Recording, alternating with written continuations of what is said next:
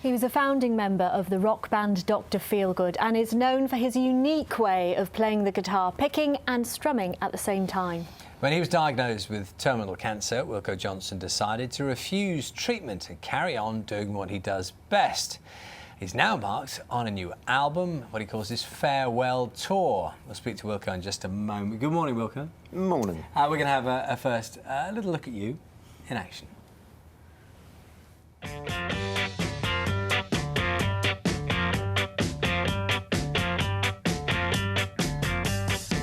I saw you out the other night.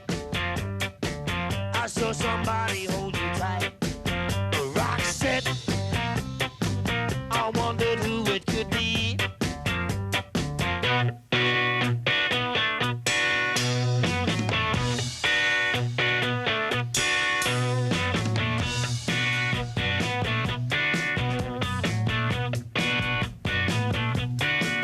You walk right in. Don't see nobody turn around.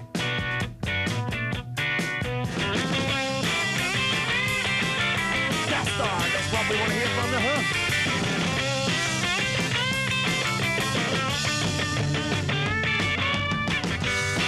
Yeah.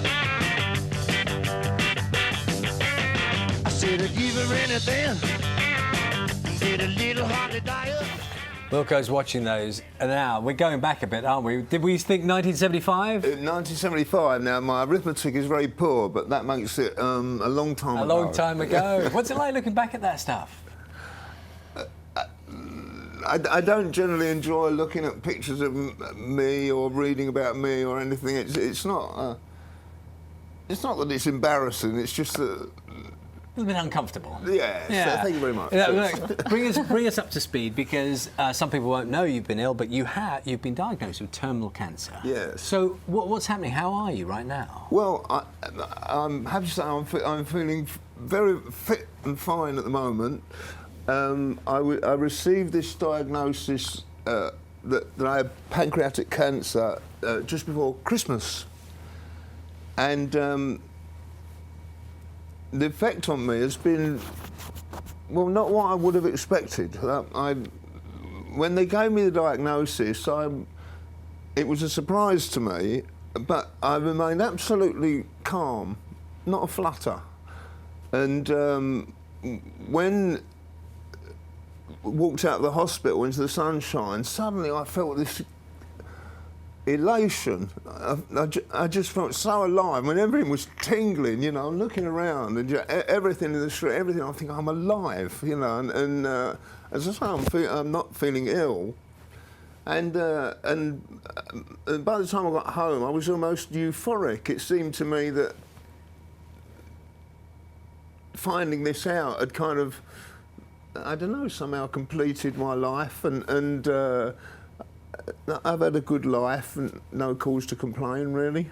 And I was feeling fine. Being by nature a miserable so-and-so, I thought, well, this is bound to come down crashing, you know, tomorrow morning or something. But I'm happy to say it hasn't. I know I have remained feeling in very good spirits since. I was told that I've got maybe 6 months. I can expect to feel healthy like this before the cancer starts its work. And so anyway, the first thing I did was I went for 2 weeks to Japan, which is a place I love very much. I've toured there very often. I have many good friends there, and it was and it was the right move. And so we're just thinking, well, if we got 6 months before I get sick, then right. I mean, 2 weeks in Japan. Did some gigs in France last week. Want to work in an album. So try to do that. You know, when I make an album, I just slap it down. Don't fiddle about, right? So it won't take up too much time. And hopefully, I will still be fit in March to complete this farewell tour. Yeah, tell us about the tour, because your fans are really excited about it. Sell out. Yeah, as I say, most of this interest that's been shown in this whole business happened while I was away in Japan. I came home to find myself besieged by reporters and photographers. I think I should have thought of this years ago, you know. But we've chosen venue. Or say we, they did it really. My mates, you know. But obviously we had to get venues that were available at that time. You know, we've got to do it as quickly as we can before I start to crumble. And yes, so we picked venues that firstly are available, and secondly that we have had good times at in the past. I tell you what, Wilko, you have led an extraordinary life, and there is a book detailing the different parts of it, very colourful life. But you were, for a short period of time, a teacher, weren't you? And I love that we're tying it in with the astrology thing today. Yeah. You love astrology and the stars. Astronomy. And looking at astronomy, apologies. And you used to take your kids out of the classroom and just lie in the grass looking at the sky. This made a tremendous impact on people. I mean, I still get people coming up and reminding me of this. You know, it just seemed like an obvious thing to do one sunny day. Let's go and look at the clouds. You know, like they're good things to look at. What were you supposed to be teaching them? I was an English teacher. Yes. Right. Actually, yeah. But you have actually lectured about the moon as well, haven't you? Oh yeah, you know, I'm a keen astronomer. I've got a great big huge telescope on my roof in a dome, which is a. It's a marvellous thing to have a dome on your roof. Yes, it right? is. You get a telescope, and doesn't matter. Even if it's raining, even if it's cloudy, you can still go up there. Right? Keep it shut. And the rain on the dome, it's great sitting in there. It's like you know, and you can still work the you know, they work by computers, these telescopes. And you still sit there commanding it to point this way and that. So it's like a bit sitting in this room with this robot. You know, you peep out of the rain, and if you're lucky, it's not raining, and you can have a look at the cosmos.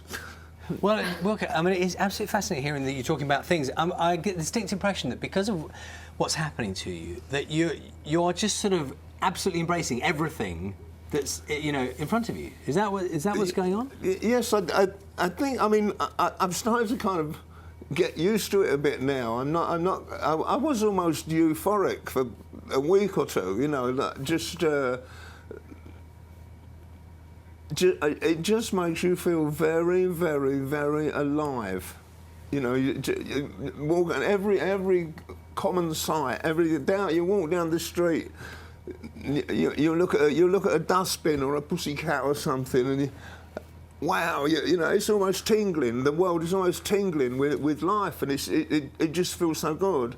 And also you realise that all of those things that normally we occupy our minds with, and you sit there and you're worrying about the tax man or the dust man or the something or other, you know, you're getting so and thinking about this and thinking about all these urgent things, and suddenly they don't matter.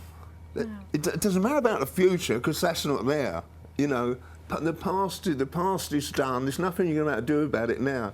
So you're just in the present, in the moment you're in, and to live in the moment you're in without any of that extraneous stuff. It's a euphoric feeling, and I'm pleased I've had it. Do you know Wow. what? I don't want to stop you talking because it's absolutely compelling hearing you talk. And look, listen, we wish you very well. I know so many people are looking forward to seeing you on tour, and you know, it's lovely to see you here today. Yeah. Good luck Thank you so with much for everything. coming in to talk to us. Thank you very much. Thank you.